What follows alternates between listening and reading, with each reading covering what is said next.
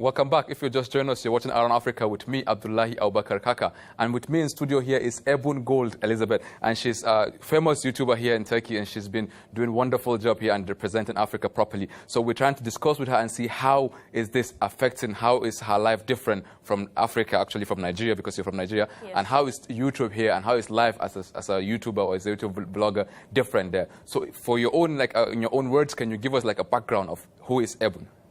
Thank you very much for having me. Thank you. My name is Ebun Gold, and like you said, I'm a YouTuber here. Yeah. And we do videos, street interviews basically, yeah. and put them on YouTube to educate Turkish people. So you're doing it with your sister, yeah? Yes. Uh-huh.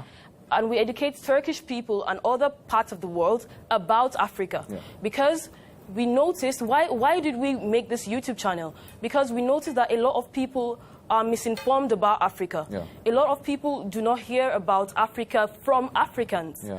They just watch from mainstream media, yeah. And they create negative stereotypes in their head, and that's why we brought up this YouTube channel, and we're making videos and putting it on YouTube. So what motivated you?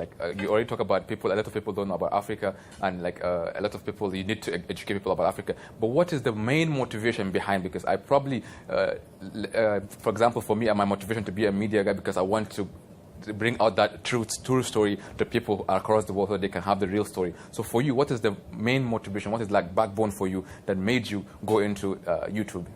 First and foremost, I love media a lot. Yeah. So that is one of the motivations. Secondly, the motivation is that I identified a problem in the society, yeah. which is the misinformation of people regarding the topic Africa. And I thought to myself, how can I resolve this? How can I procure solution to this? And that is why I went into YouTube. That YouTube is a platform which is free, which you can actually air your views. Yeah. That is actually the motivation behind it, to actually educate people about my continent, Africa. Yeah, so far in your education series of Africa, which one is the most interesting for you? Which one do you find most interesting? Like what happened, or what is for example, you ask street questions to people. What are the kind of questions that you answer about Africa?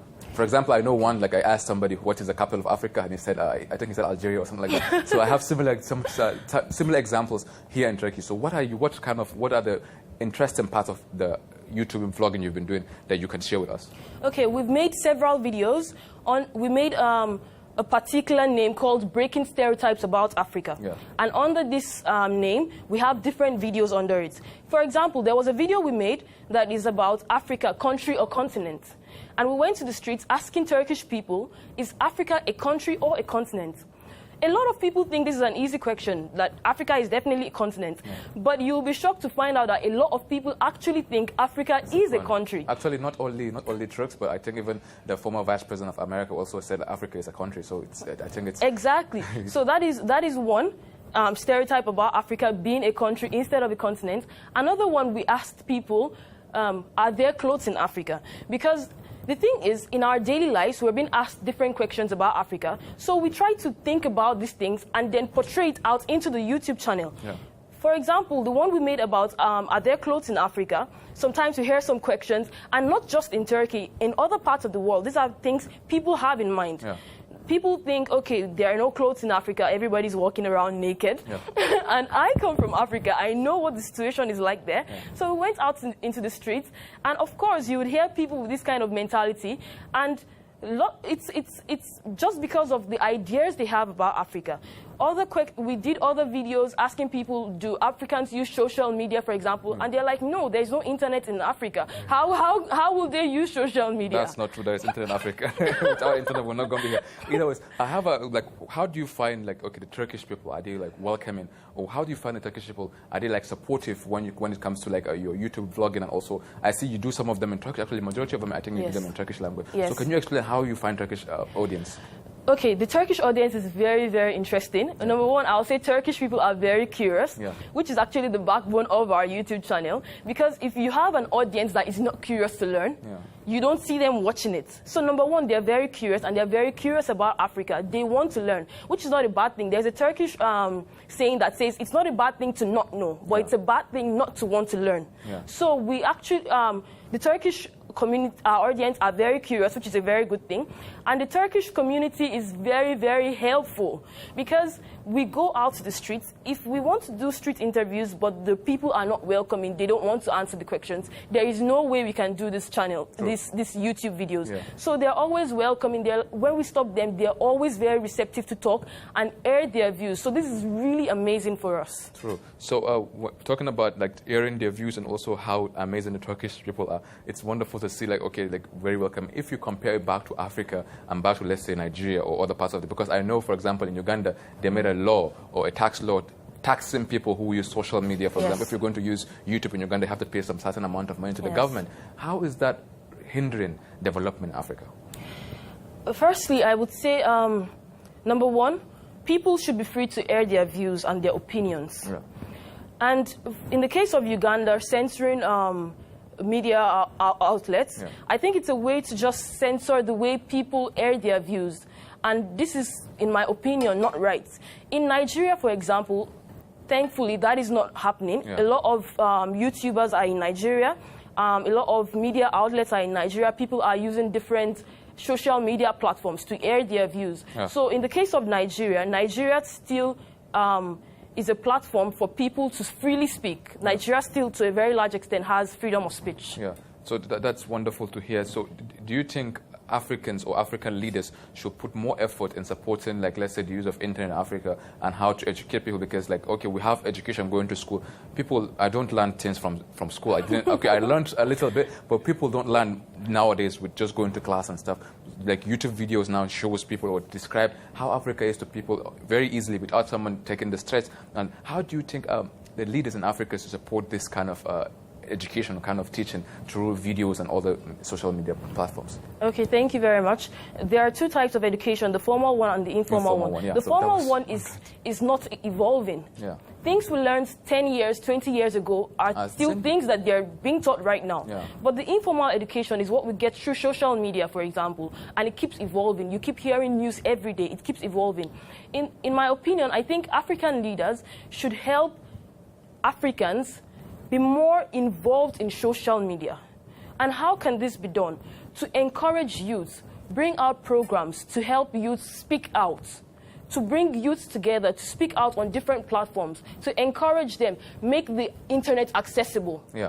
Make it accessible everywhere. One of the main problems, I think, why people also think Africans don't have internet is because I think the access to internet is really difficult these days. Because, for example, if you're in Uganda and you want to come online, it's going to be difficult for you to, let's say, go online to do what you want to do with social media because there is a tax on it. So I think accessibility of the internet is very important. So this, in your own point of view and in your own ways of how you think Africans should help, why or what way should the government also make this accessibility? Should they make the internet less expensive, or should they make more like investments in, let's say, telecommunications system? Just in your own, I don't want to put words into your mouth, but like just in your own perspective. I think first and foremost, they should make it accessible to everybody.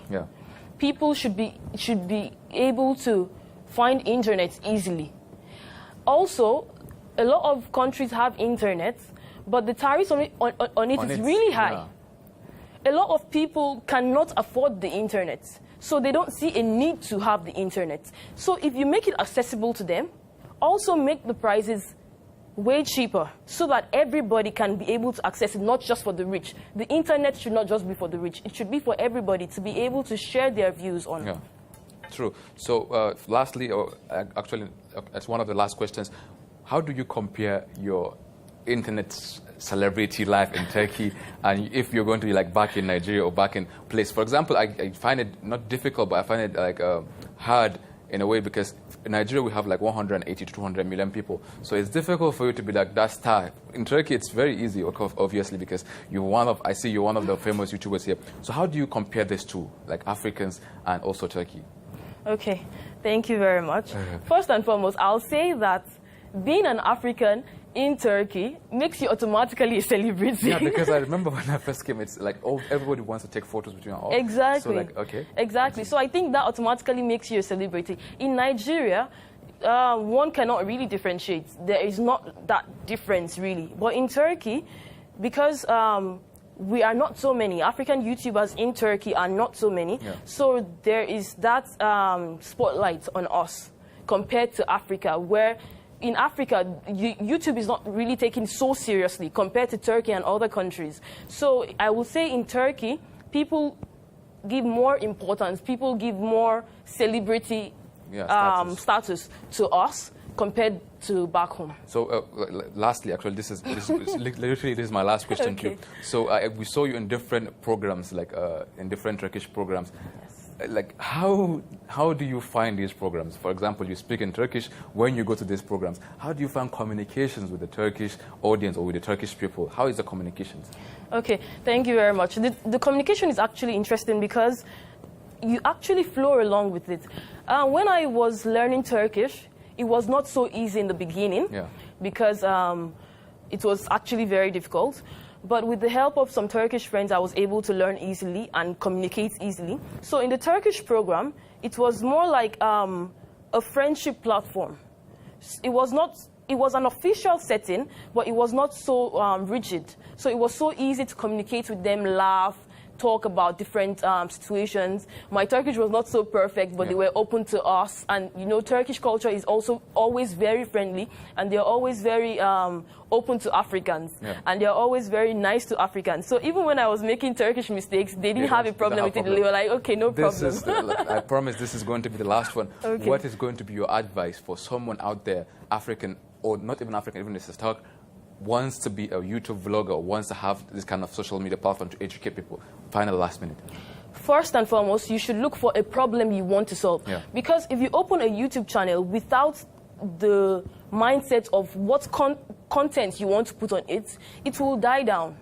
This is the second year in the YouTube business, and because we initially saw a problem to solve, and we try to procure solutions. So first and foremost, if you are an upcoming YouTuber or you want to go into content display, you should first identify a problem that you want to solve, and from that, automatically, ideas will start coming into your head. That's wonderful. Thank you very much for talking to us, Elizabeth Ebun. And what about your sister? I think you can say hello to her. Yes. She's always with you on the street, yeah, when you're taking the videos. Yes. Come on. I want to send a shout out to her and to thank her for her support too, because we're in it together. That's wonderful. Thank you very much for talking to Around Africa today. I think that's it from us here in A News, from our program coordinator Orhan Saleh, and also from our director Gulsha Marasle, and also our cameraman Onur, and all other cameraman, and also the crew here in A News with our editor Erdal Qatar and also Mustafa. And next is going to be Newsroom with Andy Boynes. See you next week, same time here on A News. Stay tuned.